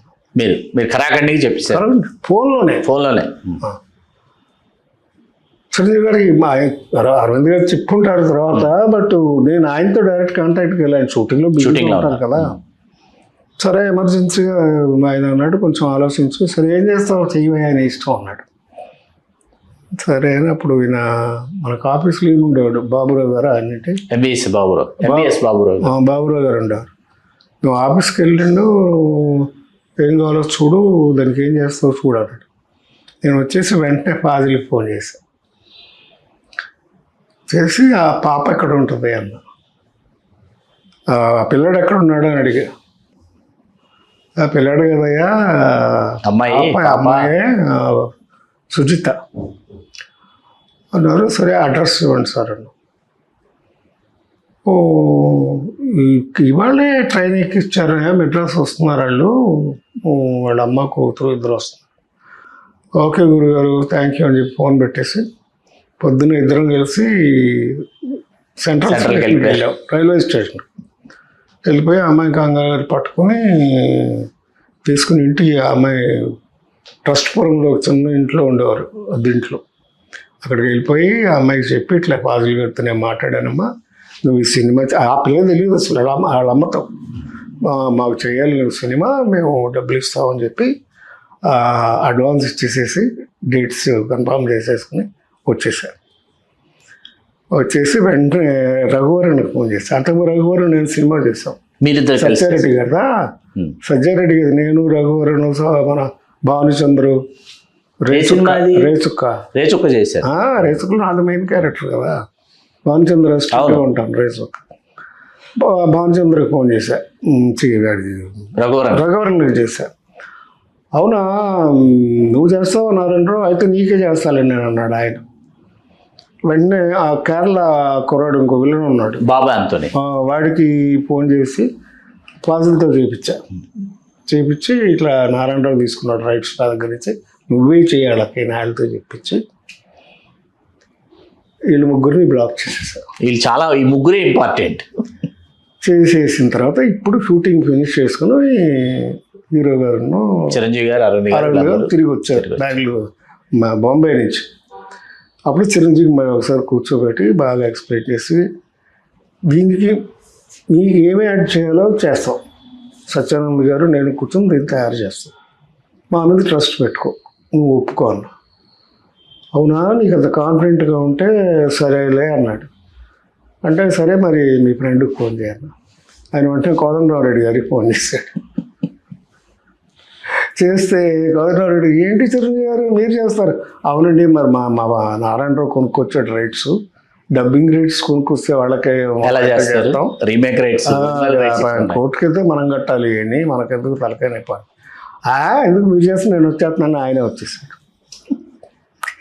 చాలా అన్యాయం ఇది, కానీ న్యాయమే, ఎందుకంటే ఒరిజినల్గా రైట్స్ కొనుక్కున్నా నేను. తర్వాత హరిప్రసాద్ గారు దీని గురించి ఏం మాట్లాడలే మీతో? అటు సైడ్ అయిపోయాడు, సైలెంట్ అయిపోయాడు, టోటల్గా సైడ్ అయిపోయాడు. ఆడు మధ్యలోకి రాయేద్దాం ఎట్టా చిరంజీవి చేయట్లే అనుకున్నాడు ఆయన. ఓకే చిరంజీవి అంటే మేము ఏ సినిమా చూసి కలిసి చూసేవాళ్ళం కదా, అవును అంతేగా, ఆయన ఇంట్రెస్ట్ చూపించలేదు అనేది ఆడ అడ్వాంటేజ్ తీసుకుని కృష్ణరాజు అయితే పనికొస్తాడని ఆయన దగ్గరికి వెళ్ళిపోయాడు. అర్థమైంది, అందుకు అర్థమైంది కదా. ఇంకా సైడ్ అయిపోయాడు, ఎవరికి మాట్లాడలా. సరే అని కోదండరావు రెడ్డి గారు కూడా వచ్చారు, ముహూర్తం పెట్టారు, స్టార్ట్ చేశారు, సినిమా షూట్ స్టార్ట్ అయింది. ట్రాక్స్ ఒరిజినల్గా సుమలత క్యారెక్టర్ ఒరిజినల్లో ఒరిజినల్లో లేదు, సాంగ్స్ లేవు, అవన్నీ క్రియేట్ చేస్తాం, డిస్టర్బ్ అవ్వకుండా చేసాం. చేసేసి షూటింగ్ చేసాం, సినిమా రిలీజ్ అయింది. ఇక ఎంత గొప్ప విజయం సాధించిందో అవి అందరికీ తెలుసు. మీరు కొనుక్కొచ్చి రైట్స్ గీతా ఆర్ట్స్ సినిమా అయింది, అది నాకు అర్థం కాదు ఇప్పటికీ. మా అండర్స్టాండింగే మీరే ఇచ్చారు, మీరే ఇచ్చేశారు. ఇంకా అందరం ఒకటి. నేను అక్కడే పని చేసేవాడిని కదా. అక్కడే ఉన్నారు. సినిమాలు కూడా నవయుగంలోనే విడుదలయ్యేవి. నవయుగ విడుదల అవడమే కాదు, నేను ఆల్మోస్ట్ గీతా ఆర్ట్స్లోనే ఉండేవాడిని. చిరంజీవి గారి కథలేంటి, అసలు సత్యానంద్ గారు నేను కలిసి కూర్చొని తయారు చేసిన కథలే కదా ఇవన్నీ. ఏమి. అత్తకిముడు అమ్మాయి మూడు అన్నీ అలాగా. అదైపోతే ఇంకోటి చేసుకుంటాం. అసలు వరుసగా పసివాడి పురాణం ఇండస్ట్రీ హిట్ డిస్ట్రిబ్యూటర్గా మీరే డిస్ట్రిబ్యూటర్స్. నవయుగ ఫిలిమ్స్, నవయుగ పిక్చర్స్, గుంటకల్ రామప్రసాద్ గారు మొత్తం గుంటకల్లో ఉండేవారు. చంద్రశేఖర్ రావు గారు ఏమవుతారు మీకు? మా నాన్నగారికి కజిన్ చంద్రశేఖరరావు గారు, కాటరగడ్డ శ్రీనివాసరావు గారు. వారు మెయిన్ పిల్లర్, మెయిన్ ఫేస్. మా నాన్నగారి కంటే పెద్ద అన్న. వాళ్ళు ముగ్గురు మెయిన్. చంద్రశేఖరరావు గారు, మా నాన్నగారు, శశిభూషణ్ గారి ఫాదరు చంద్రశేఖరరావు గారు, పరతనేని చంద్రశేఖర్.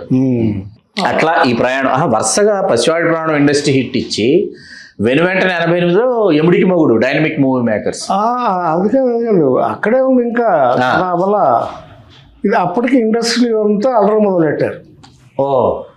నారాయణ దగ్గర నుంచి కద్దొబ్బేశాడు, వీళ్ళు మనకేముంది అరవింద్ అని ఇలా ఇచ్చేసాడు, మోసం చేశారు. అది నేను సైలెంట్. ఎంతమంది గురించి చెప్తాం దాని గురించి? స్టేట్మెంట్ ఇవ్వడం అసహ్యంగా ఉంటుంది. నేను కథగా అన్నానని అందరికీ తెలుసు. మాకు జెన్యున్గా మేము తీసిన సినిమా ఆడింది, అంత అయిపోయింది కదా కథ అనుకున్నాం. అప్పటికే మేము సత్యానంద్ గారు మేము కూర్చొని మాట్లాడుకోవడం. అంత ఈవినింగ్ అయితే గీతా ఆర్ట్స్లోనే ఉండేవాడు. అసలు నేను I use to spend about 12 hours to 13 hours Chiranjeevi గారు. పొద్దున్న జిమ్కి వెళితే పొద్దున్న 6:30 ఆయన కారు వేసుకుని నా దగ్గరకు వచ్చేవాడు. వచ్చి ఇద్దరం కలిసి చోళా హోటల్కి వెళ్ళేవాడు. చోళా హోటల్కి వెళ్ళి జిమ్కి వెళ్ళి అక్కడ ఎక్సర్సైజ్ చేసేవాడు. ఆయన కొంచెం హెవీగా చేసేవాడు, నేను అంతగా ఎక్కువ చేసేవాడిని కదా. ఆయన సూపర్గా ఇంకా ఎక్సర్సైజ్ చేసి వచ్చేసి ఎవరికాళ్ళు మళ్ళీ స్నానాలు చేసుకుని షూటింగ్ కూడా వెళ్ళి రాత్రి 10 గంటల దాకా కలిసే ఉండేవాడు. సో ఈ ప్రాసెస్లోనే నెక్స్ట్ నా సినిమాకి డేట్లు దగ్గరకు వచ్చాయి. అప్పుడు అరవింద్ గారికి డేట్లు ఉన్నాయి, అందుకని ఇచ్చాం. అప్పుడు ఆ డేట్లు పసివాడి పురాణం టైంకి ఆయన సబ్జెక్ట్ కావాలి వెంటనే. ఇప్పుడు చక్రవర్తి తర్వాత ఆయనకు కావాలి. ఆయనకి చిరంజీవి సినిమా చేస్తాను, డేట్లు కథ చూసుకోమని చెప్పాడు ఆయన. మరి అలాగా సార్ అని చెప్పేసి ఆయనకి ఇచ్చేసేసి, అంటే నేనేం చేద్దాం, నేను నెక్స్ట్ ఇంకో కథ అనుకుందాం అని చెప్పి అనుకుంటూ డిస్కషన్స్ చేస్తుంటే నాగబాబు వచ్చి ఒక చిన్న సలహా ఇచ్చాడు. హెవెన్ కెన్ వెయిట్ అని ఒక ఇంగ్లీషు నావల్, ఇది చేస్తే బాగుంటుంది అన్నాడు, నాతోనే అన్నాడు. సరే నేను కూడా చూశాను సినిమా. అవును బాగుంది చేద్దామని చెప్పి ఫస్ట్ డివిఎస్ నరసరాజు గారి దగ్గరికి వెళ్ళారు. డివి నరసరాజు గారి దగ్గరికి. ఆయన ఎమగోలు రాశారు కదా, ఆయన ఇట్లాంటి కథలే రాశాడు ఆయన. ఆయన దగ్గరికి వెళ్ళి, సార్ ఇలా చేద్దాం అనుకుంటున్నాను సార్ చిరంజీవితో సినిమా అంటే, ఆయన తాపీగా చూసి ఈ కథ నేను 10 సార్లు రాశాను అయ్యా అన్న. కాదు సార్ మళ్ళీ చేద్దాం సార్ అన్న. సరే బాగానే ఉంది కానీ పాపం ఆయన ఒక టెక్నిక్ ఏంటంటే ఆయన కూర్చోబెట్టి సిట్టింగ్ అందరూ మాట్లాడించి అందరితో వింటూ ఉండేవాడు. ఆయన ఏం చెప్పేవాడు కాదు. 10 రోజులు అయిపోయింది, ఏం మాట్లాడినా మళ్ళీ ఇదే టెన్షన్ రా నాకు. ప్రతిసారి డేట్లు ఇచ్చినప్పుడు దగ్గరకు వచ్చేస్తున్నాయి. నేను టెన్షన్ పడుతుంటే ఒకరోజు సడన్గా సత్యానంద్ గారితో ఏదో మాట్లాడుతుంటే ఆయన మాటల మీద ఒక ట్రాన్సిషన్ పీరియడ్ ఉంది. అది మెయిన్ ఏంటంటే, మనిషిని బోలిన మనిషి 7 మనుషులు 7గురు ఉంటారయ్యా అన్నాడు ఆయన సత్యానంద్. సార్ ఇదేదో బాగుంది అని అప్పుడు ఆ ట్రాన్సిషన్ పీరియడ్తో కథ తయారు చేయడం నిశ్చయిస్తాం. ఏం లేదు, మళ్ళీ రాముడు వీడు తీసుకొచ్చి తగిలించారు. సెకండ్ హాఫ్ రాఘగోపాలరావు గారు, చిరంజీవి గారు, ఆ ట్రాక్ అంతా రాముడు వీడు రావడం. ఇదంతా హెవెన్ కెన్ వెయిట్. ఈ రెండింటికి లింకు ఆ పాయింట్. ఆ లింక్లో క్యారెక్టర్ విజయశాంతిను అనుకుని అది తయారు చేస్తాం కథ. అంటే ఆ సినిమా డేట్లు కూడా చిరంజీవి గారు ఏం చేశారంటే అప్పటికి మేము ఫ్రెండ్స్ అంతా ఒకటిగానే ఉండేవాడు. మీరు సుధాకర్ గారు, సుధాకర్, హరిప్రసాద్, ప్రసాద్ బాబు కూడా మాతో పాటు. వాళ్ళకి ఆల్రెడీ డేట్లు ఇస్తారని చెప్పి నన్ను పిలిచి, నారాయణరావు నీకు అనుభవం ఉంది కదా ప్రొడక్షన్లోను అదేను, నువ్వు ప్రొడక్షన్ చూసుకో, వాళ్ళకి మీ ముగ్గురికి 3 షేర్లు అన్నాడు. అలాగే అన్నా చెప్పేశాను. అయిపోయింది, స్టార్ట్ చేసాం. మాకు కొంచెం బితుకు ఉంటుంది, ఎందుకంటే ఎన్టీ రామారావు గారు ఎమ్మగోళ, ఆయనతో పెద్ద ఆయన చేసాడు సినిమా, ఏం చేస్తే బాగుంటుంది దానికంటే మనం సినిమా అనేది బితుకుమంటుంది లోపల. కానీ కాన్ఫిడెంట్గానే చేద్దామని చేసాం. మ్యూజిక్ డైరెక్టర్ వార్త వచ్చింది, డిస్కషన్ వచ్చింది. వస్తే మామూలుగానే అరవింద్ గారు వీళ్ళందరూ ఇంకేముంది చక్రవర్తి ఉన్నాడు కానీ నేను ఫోన్ చేస్తా అన్నాడు. వద్దు సార్ అన్నాను. ఆయన మంచి మ్యూజిషియన్, గొప్ప మ్యూజిక్ డైరెక్టర్, కానీ ఆయన ఇచ్చిందే మనం తీసుకోమంటాడు సార్. ఆయన పెద్ద వాళ్ళకి అలా చెప్తాడు, ఇక నా మాట వింటాడా? మనకు కావాల్సింది ఎవరు ఇవ్వడు. వద్దు సార్. ఏంటి ఏం చేస్తావు, ఇంత పెద్ద ప్రొడక్షన్ అది ఏం చేస్తావయ్యా అన్నాడు. నేను చెప్తాను సార్ చెప్పి కొత్త వాళ్ళు 2 ఉన్నారు సార్. అంటే కొత్త వాళ్ళు కదా ఇండస్ట్రీకి. ఒకళ్ళేమో టీవీ రాజు గారు అబ్బాయిను, ఒక ఆయనేమో రాజేశ్వరరావు గారు అబ్బాయి, మంచి అనుభవం ఉన్నోళ్ళు, యూట్యూబ్ బ్రహ్మాండంగా చేస్తారు. ఏమంటాడు చిరంజీవి ఒకసారి వెళ్ళి మాట్లాడుకో అన్నాడు. నేను వెళ్ళి చిరంజీవి చెప్పా ఇట్లా చేద్దాం అనుకుంటున్నాను. అవునా, నీ కాన్ఫిడెన్స్ ఉందా? ఇవే మాట్లాడేవాడు ప్రతిసారి. మీకు నమ్మకం ఉందా? చాలా నమ్మకం ఉంది చిరు, మంచి సాంగ్స్ వస్తాయి అంటే సరే అన్నాడు ఆయన. ప్రొసీడ్ అన్నాడు, అంతే. అలా రాజ్కోటి వచ్చారు. ఇక వాళ్ళ ట్యూన్స్ చేయడం, మేము తయారు చేయడం. వాళ్ళిద్దరి పేర్లు చెప్పగానే సుందరరామూర్తి గారు ఫస్ట్ సిట్టింగ్కి వచ్చిన రోజే, ఏమయ్యా మా కుర్రాళ్ళకి 2కి ఛాన్స్ ఇచ్చావు, అప్పటికి అంటే సినిమాలు చేస్తున్నారు కానీ వాళ్ళకి అంత గుర్తింపు రాలే. సింగిల్ కార్డ్ వేస్తానయ్యా, అన్ని పాటలు నేనే రాస్తా అన్నాడు. గురువుగారు అంతకంటే ఏముంది, మీరు రాయాలే కానీ మా అదృష్టం. అలాగే సార్ అన్నాను. అంతే, అన్ని పాటలు ఆయన రాశాడు.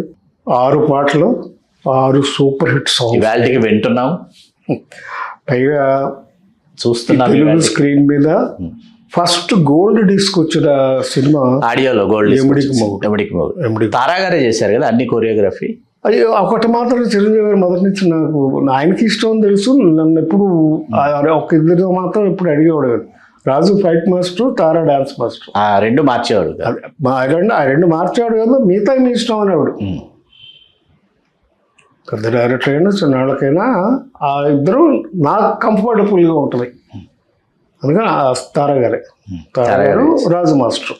ఇదైనా అందరూ ఏంటో వీళ్ళు చేస్తారు, ఏదో సినిమా చేస్తున్నారులే చూద్దాం ఏమవుద్ది. అయినా రామారావు గారు చేసినాక అన్నీ ఎక్కడ ఉంటాయి అనుకున్నారు. అయ్యో రిలీజ్ అయిన ఫస్ట్ డేనే మార్నింగ్ షో బయటకు వచ్చాం. సూపర్ హిట్ అని ఒకటే పండగ. జనరల్గా అప్పుడు చిరంజీవి గారి సినిమా ఏదైనా రిలీజ్ అయితే 1 వారం తర్వాత టాక్ వచ్చేది, తెలిసేది జనానికి. అప్పుడు అటు ఏ స్థాయిలో ఉంది సినిమా. దీనికి అసలు మార్నింగ్ షో అవ్వగానే సూపర్ హిట్ అని పేరు వచ్చేస్తుంది. అలా ఆ విజయం సాధించాం. అలా అంటే మీరు 3 షేర్స్ మీరు తీసుకున్నారు. ఎవరి షేర్ మేము తీసుకుని రైట్స్, అదే నెగిటివ్ రైట్స్ గీతార్స్కి ఇచ్చేసారు. సురేఖ్ గారికి ఇచ్చారు. ఎందుకంటే మాకు అనుకున్న కాస్ట్ కంటే కాస్ట్ ఎక్కువైంది. ఓకే, సినిమా ప్రొడక్షను చిరంజీవి గారు ముందే చెప్పారు, ఏమయ్యా తలా 5 లక్షలన్నా మిగిలేటట్టు చూసుకోండి ప్రొడక్షన్, కానీ ఎక్కడ కాంప్రమైజ్ అవ్వద్దు అని చెప్పారు. మీరు అందరూ చూసిందే, అందరూ చూసాం. ఆ సెట్స్ కానీ, సాంగ్స్ కానీ, డ్రెస్, నెంబర్ ఆఫ్ ఆర్టిస్టులు కానీ, ఇవన్నీ చూస్తుండగా మేము 10 లక్షలు అనుకుంది 1,15,00,000కి అన్నాం సినిమా. 1 కోటి రూపాయలు ఫినిష్ చేస్తే తలా 5 లక్షలు మిగిలి ఉండేది. 1,10,00,000 ఖర్చు అయిపోయింది. అంటే అక్కడికి క్లైమాక్స్ అక్కడ అరకులో అంతమంది ఆర్టిస్టులను తీసుకెళ్ళి ఆ బస్సు బొర్రా caves లో అవన్నీ చేసేటప్పటికి అన్కంట్రోలబుల్గా 10 lakhs ఎక్స్ట్రా. అందరికీ తెలుసు ఆ విషయం, నేను అక్కడే ఖర్చు పెడుతున్నాను కదా, నేనేం ఫిట్ చేయాల్సిన అవసరం నాకు లేదు.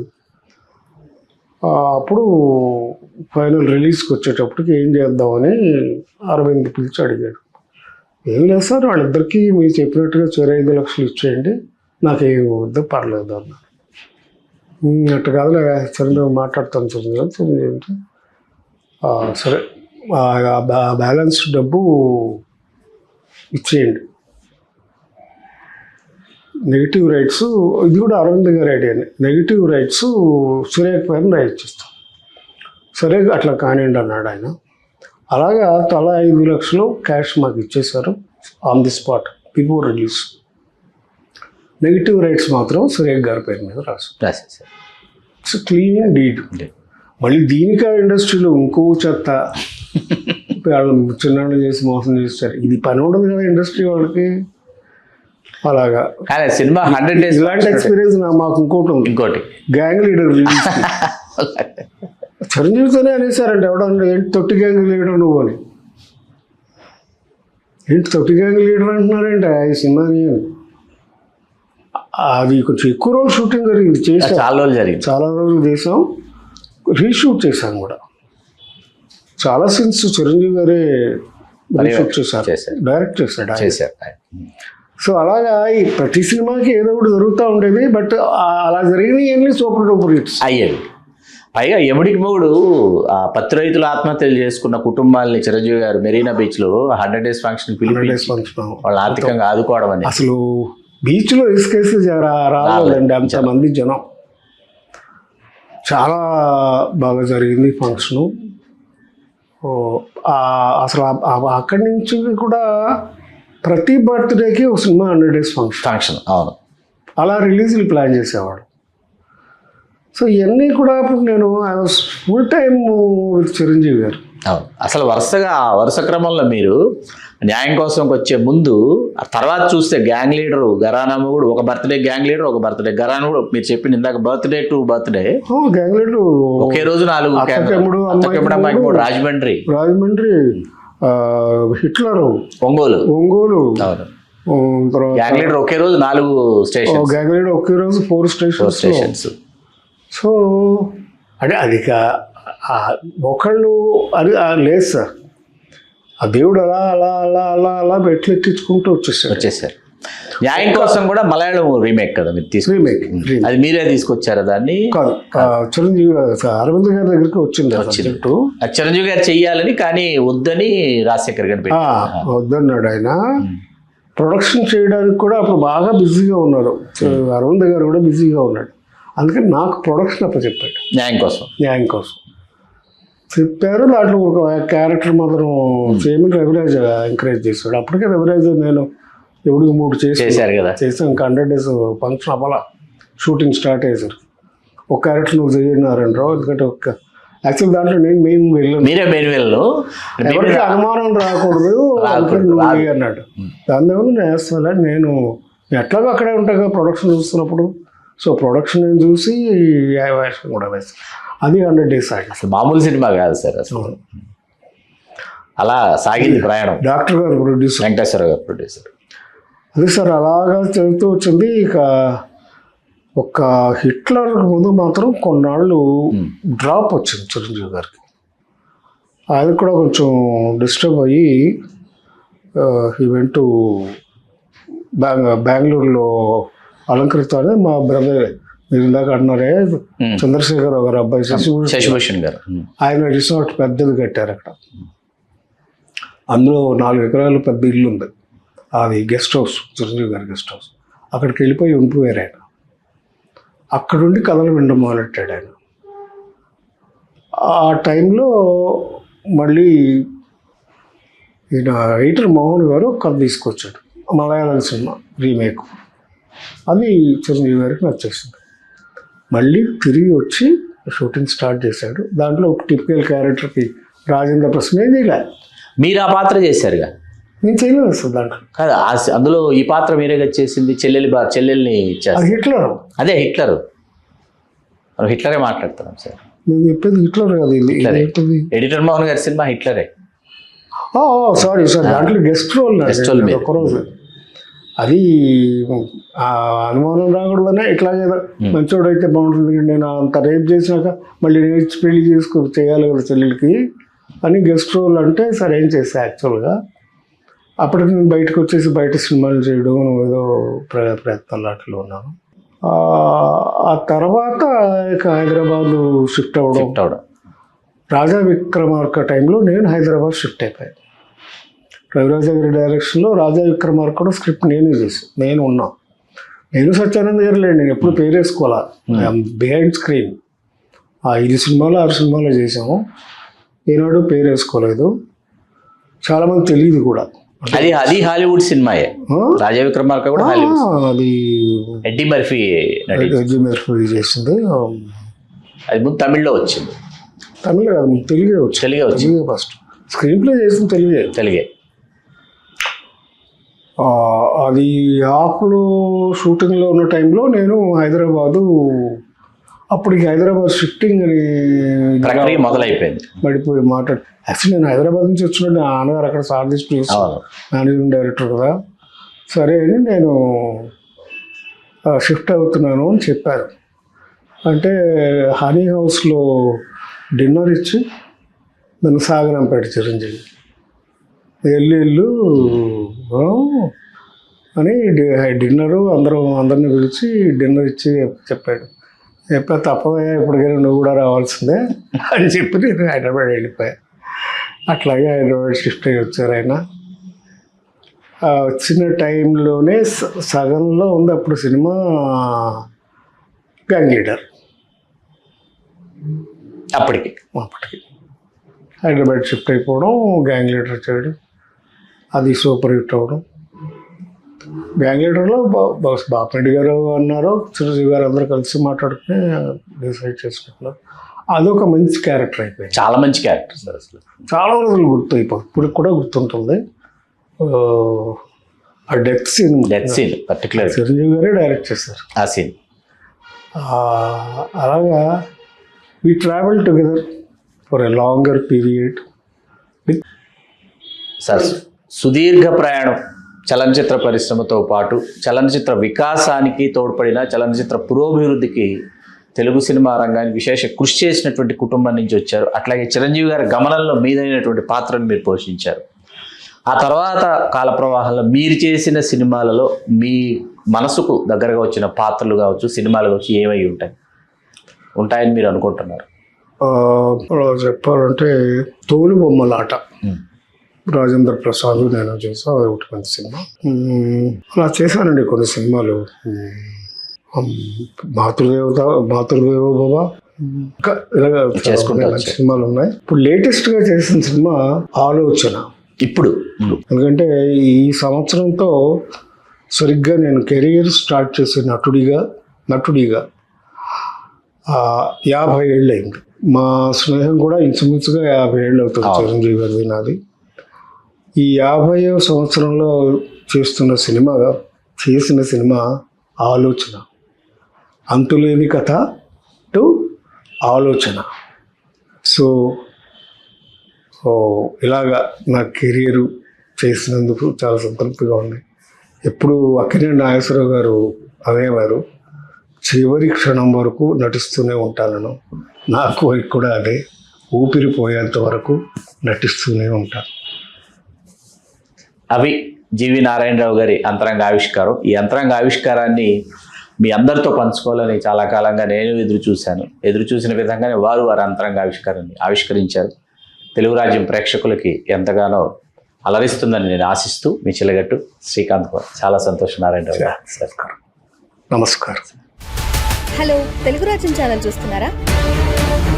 సామాజిక రాజకీయ జీవన చిత్రణే తెలుగు రాజ్యం. అతిశయోక్తులు అసత్యాలు ఉండవు. రాజకీయ కోణం కాదు, ప్రజా కోణమే కొలబద్ద. తెలుగు రాజ్యం వీక్షణ మీ ఉత్తమ అభిరుచికి నిదర్శనం.